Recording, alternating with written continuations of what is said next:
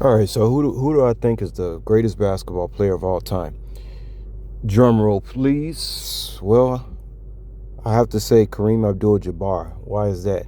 Well, in a game where whoever scores the most points win in the game of basketball, or in any game, whoever scores the most points win. I don't know any games where whoever scores the least amount of points is the winner. So in a game, uh, depending on who scores the most, wins. Well, Jabbar has, I believe, he's leading. He's the leading scorer in the NBA, and I think it always. I don't think anybody will be able to break that record. Okay, I think the chances that they had to beat Kareem's record, that's out the door now, because today's NBA is totally different. It's not about these individual players uh, on different teams. It's totally different now.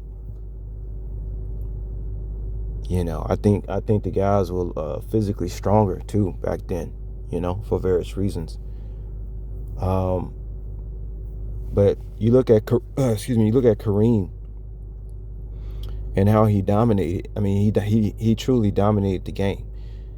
I mean, he had the same skill set as a lot of players, whereas he could pretty much go wherever he wanted and shoot the ball, and it was nothing you can do to stop it. Okay, so I just have to say, I mean, whoever has the most points is the greatest basketball player of all time. And that's Kareem Abdul-Jabbar. I mean, it's like case closed. It shouldn't even.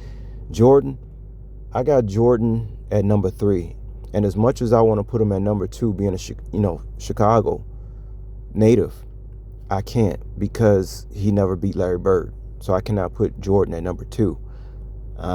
Plus, this is a team game. We talk about basketball as a team game. So when you talk about who's the greatest players and stuff like that, who you have to say who's the best, not only a scorer, and who's the best teammate, and these type of things. I will have to put Larry Bird at number 2 and have to put Jordan at number 3 just because he never beat Bird.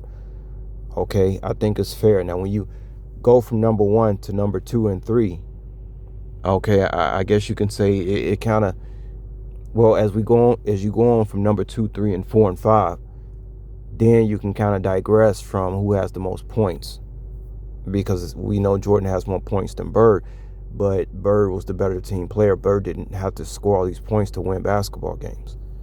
Um, you know what I mean? Like as you digress down the list, that's when you have to. Okay, it's not all about scoring. Like from two on down, it's not about scoring. We gotta. There's got to be some kind of leeway with the whole scoring thing at some point, but you have to put the number 1 scorer at the top. Okay, and Kareem was a good team player in my opinion. But yeah, I had to put Jordan at number 3 because he never beat Bird, so I put Bird at number 2.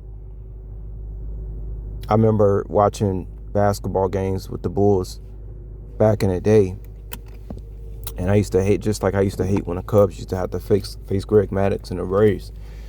It was kind of similar. I mean, I went through hell, man, I started watching basketball a lot, like probably around 1989. I was 9 years old. And let me just tell y'all, like, I think from 89 to about 97, it was hell as far as, well, I can't say that because the Bulls were winning championships. But I just went through these stints where it's like the Bulls couldn't get over the hump with the Celtics until, Bird wasn't 100%. You know what I'm saying? If Bird was 100% in the early 90s, I can't honestly say that Jordan would have dominated, man. I mean, some people have to fall off for Jordan to dominate like that. Some people had to fall off, okay, for him to dominate like that. Kareem had retired. Magic, what happened to Magic, right? I mean, some people had to fall off for Jordan to go to the league, bottom line.